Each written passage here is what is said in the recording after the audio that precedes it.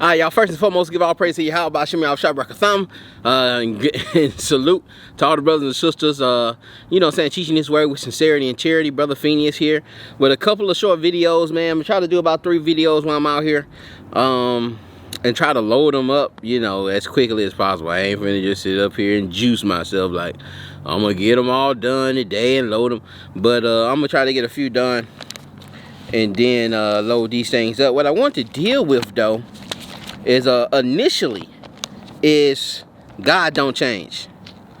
God don't change in the way we use that particular verse. God don't change, man. All right, he does not change. Does God change?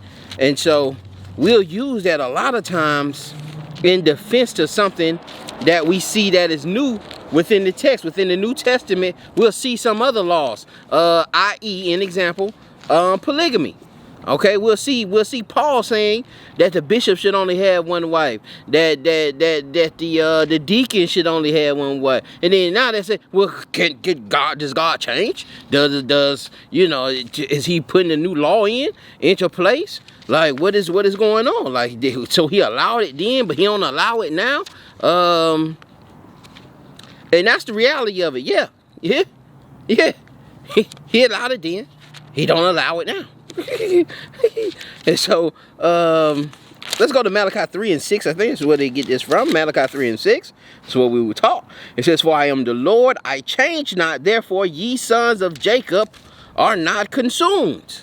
Okay, I the Lord change not, therefore you sons of Jacob are not consumed. Okay, you are not destroyed because I do not change. And so I want to deal with, I want to give us some understanding on that change is dealing with the attributes, dealing with the mercy of God, with the grace of the Most, or the grace of the Father, and you know, his long suffering and his mercy and his patience and his love.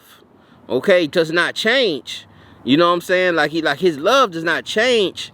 His attributes of the Most High does not change, more so than, you know, him not changing certain things or certain ordinances, because we see this throughout the text.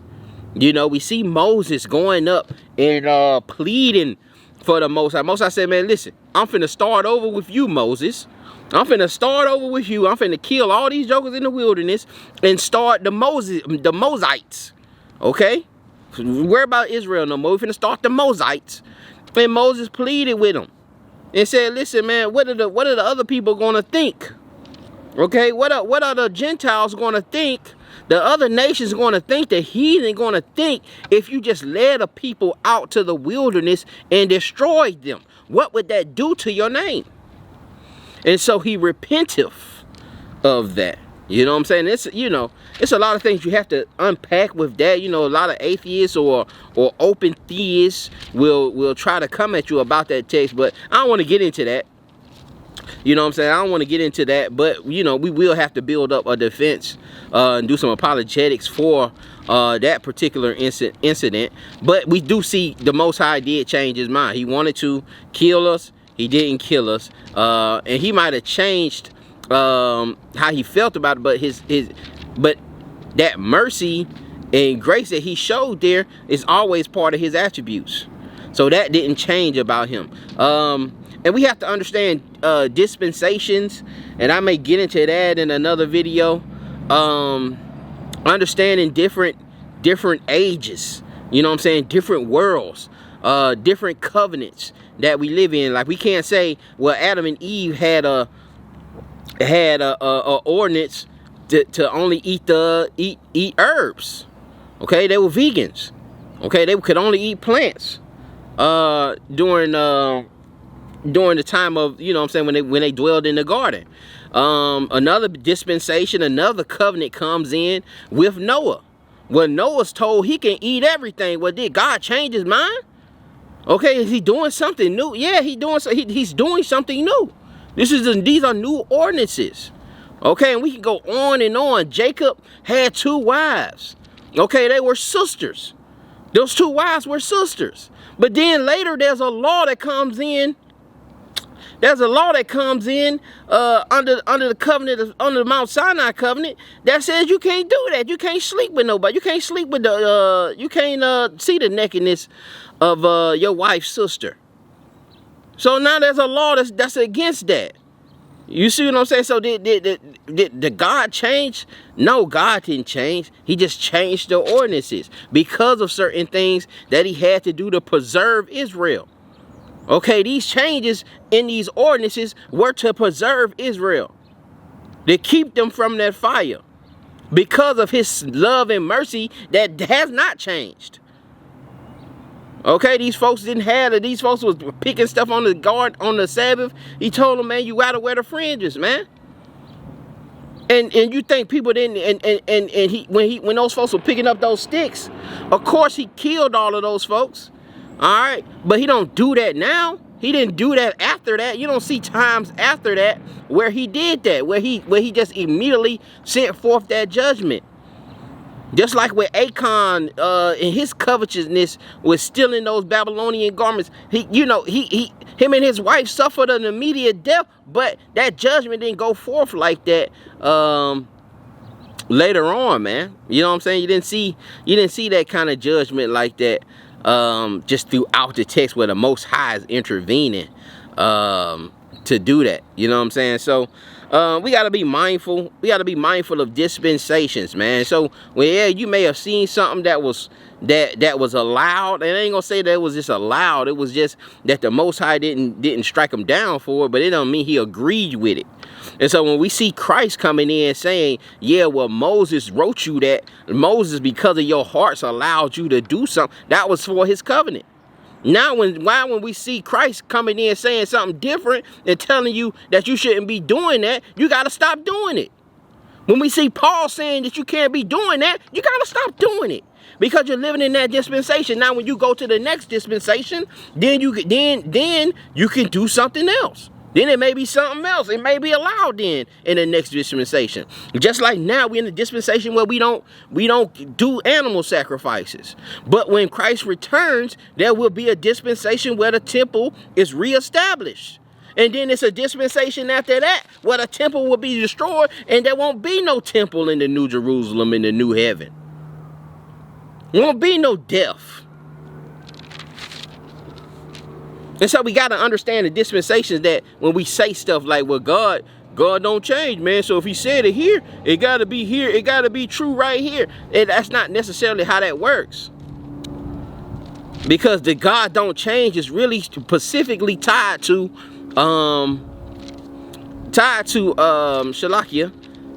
his attributes. Okay, now to be fair, there is another text that's very supportive. And I say, listen, I already know that brothers are going to put this in the comment thread because they're not going to watch the video to this point. They've already logged off. All the trolls have already logged off. They got hit. That cognitive dissonance done kicked in. They can't take no more. They got to prove me wrong. So they're going to go to, I think it's Numbers 23 and 19. Okay, 23 and 19, and man, I hate my sword got wet, man. That's just the worst thing, man. Your sword get wet, man. And I see brothers at camps, still teaching with their sword. They sword getting wet, man. Stop doing that, y'all. Well, you can do what you want to do, man. It just ain't wise, man. It ain't wise to get your sword. And that's if, you ain't spending nothing on no sword. You know what I'm saying? This sword cost me a little over $50, man. I don't buy... I buy, swords or resources for me, so it's one of my parallel Bibles. Yeah, man, so take care of your sword, man.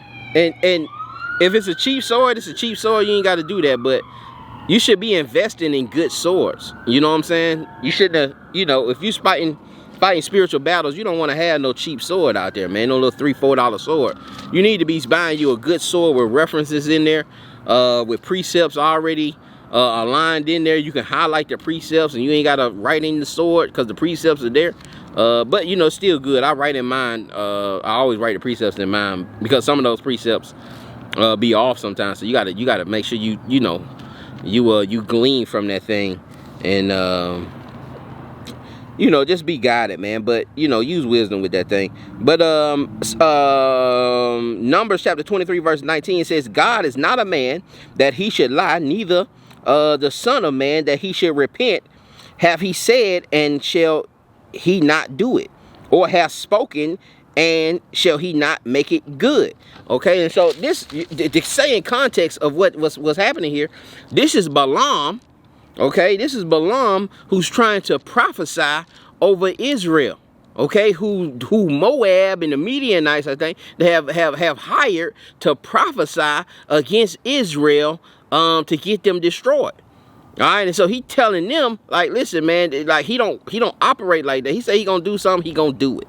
Okay, and so this is a conversation between a false prophet, but I ain't gonna call him a false prophet because the Most High was speaking to him, and some heathen.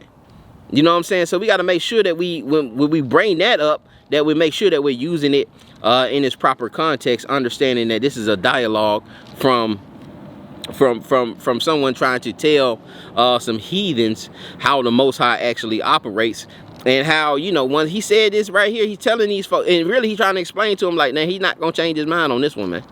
Like, that's pretty much what it is. Like listen, man, he ain't gonna change, bro. Like, he said what he said.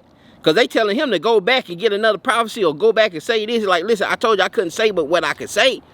And listen, this is how he operates, man. That's you know what I'm saying? So make sure we have in that context. But if we go there and we're trying to hold on to that, what happens when we deal with, like, Nineveh? You know what I'm saying? In the story of man, come on now, Jonah. All right, Jonah in the well, and Jonah having to prophesy to Nineveh. But then when the people hear the prophecy, they repent, throw ashes, put on sackcloth, and the Most High takes the prophecy away. Like he doesn't destroy them. You see, I'm gonna destroy you in, I think it was like 2 days or a day or something like that. This place is gonna be destroyed. They repented, and again, the judgment was changed, but the characteristic of the Most High didn't change. He's still a merciful and grateful God, and the proof of that he didn't change was the fact that Jonah knew that. And he said, man, I didn't go to them folks to give them the prophecy because I knew you ain't gonna do it. Because he understood the attributes of God. And we have to have that same understanding as Jonah. All right, we need to understand the attributes of God, his grace, his mercy, his long suffering, his judgments. All right, and understand he operates in justice. He operates in balance. All right, so with that, I'm going to say shalom. I'll see y'all on the next video, man. I hope everyone be blessed. And make sure y'all like, subscribe, share this thing. And hit the comments with dialogue. But if you hit in the comments, man, make sure you went through the video, because watch y'all. We gonna see somebody post Numbers 23 and 19. All right, and when you see somebody post it, just hit a like, give them a thumbs up. And with that, I say shalom.